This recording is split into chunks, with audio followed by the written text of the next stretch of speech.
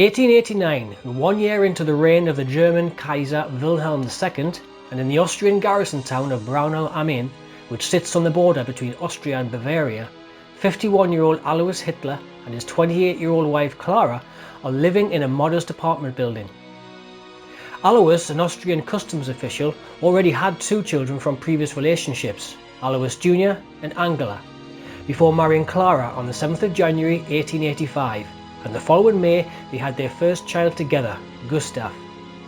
The following year Gustav was joined by his sister, Ida, and in 1887 a third child, Otto, was born. However, Otto died just a few days after birth. The winter of 1887 and 1888 would see further tragedy hit the Hitler household, as diphtheria would claim the lives of both Gustav and Ida. But April the 20th, 1889 saw the arrival of a new baby boy, and they named him Adolphus. The young Adolf was a sickly child, and his mother, Klara, constantly fretted over him.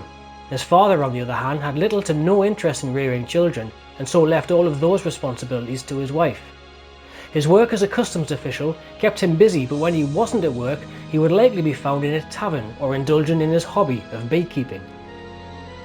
In 1892, when young Adolf was just 3 years old, Alois was transferred, and the family moved from Braunau am Inn to Passau in Bavaria, Germany, and would spend the next 2 years there before moving back to Austria, settling in Linz.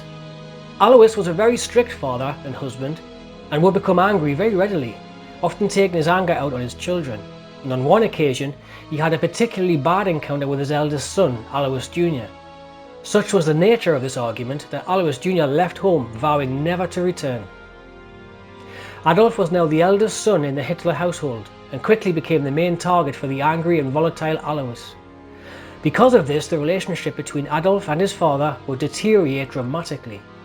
Adolf adored his mother, but was now seriously resenting his father.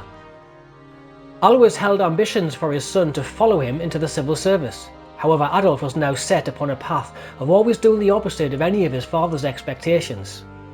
This would enrage his father even further and result in him trying to browbeat Adolf into compliance. This simply had the effect of strengthening Adolf's rebellion against him.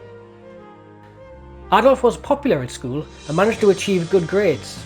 He particularly enjoyed reading books and had an enjoyment of reading cowboy stories. However, as he got older, his behaviour began to deteriorate. When Adolf was 10, his younger brother Edmund died of measles, and this would have a devastating impact on him. He began to talk to himself and would often stay late at the cemetery where Edmund was buried. And when at high school, he became the target for bullying, which had the effect of worsening his behaviour, and at the age of 16 he dropped out of high school, and being unable to take the final exam, he received no qualifications. Hitler had long had a passion for art, and at the age of 18 he moved to Vienna and prepared to take the entry exam at the Vienna Academy of Fine Arts. Unfortunately, he failed the entrance exam, not once but twice, and after failing his second attempt, he was advised by the Academy director to consider applying for a place at the School of Architecture. But considering he left high school without any academic qualifications, this was never to be. While still at the age of 18, an event happened that would change Adolf's life forever. Having received the news that his mother was ill, he returned home to Linz. Klara Hitler was suffering from breast cancer, and her condition rapidly declined, and on the 21st of December 1907, she died. Adolf was grief-stricken. In fact, the family doctor, Edward Bloch, would later say, "I have never seen anyone so prostrate with grief as Adolf Hitler." Following this period, Adolf Hitler left his hometown and returned to Vienna, where he would end up homeless on the streets of Vienna selling paintings. This will have played a role forming his ideology, as the Vienna mayor was an outspoken anti-Semite and far-right newsletters were widespread at this time. In 1913, Hitler received the final part of his late father's estate and moved to Munich, Germany, in order to avoid military service for the Habsburg Empire. This plan was momentarily dashed, however, as he did end up being conscripted into the Austro-Hungarian army, but was deemed unfit for service. He subsequently returned to Munich. In 1914, following the outbreak of World War I, Hitler, like the majority of volunteers on both sides, eagerly joined up in the Bavarian Regiment. He was allowed to serve allegedly due to an administration error which should have seen him return to Austria. His first posting was the Bavarian Reserve Infantry Regiment, where he served as a dispatch runner on the Western Front in France and Belgium, normally well behind the front lines.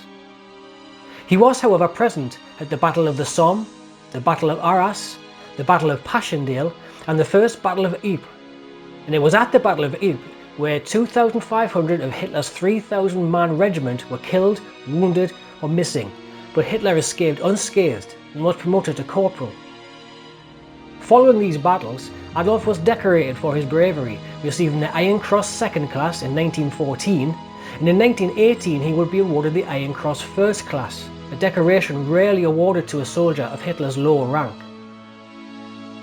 Hitler was different to the other soldiers, never having complained about bad food or the horrible conditions. He also wouldn't talk about women, for example, preferring to discuss art or history. And despite this giving him a reputation of being eager to please superiors, his fellow soldiers regarded him as generally likeable, notable for his luck in largely avoiding injury as well as his bravery. Despite this apparent luck, he was injured twice. First, he was injured on October 7, 1916 due to an artillery barrage, and was sent home to recover, where he was disgusted to learn of anti-war sentiment on the home front. And he returned to the front in March of 1917. His second injury was in October 1918, when he was temporarily blinded by a British chlorine gas attack. He returned to hospital, where he would remain for the rest of the war. Upon hearing of Germany's surrender, Hitler was furious. He, along with the majority of Germans, including Generals Hindenburg and Ludendorff, strongly believed that the German army, who were undefeated in the field, had been stabbed in the back by civilian leaders, Jews and Marxists. These wartime experiences that Hitler described as the greatest of all experiences would be pivotal in forming the ideology that would go on to be so terribly infamous.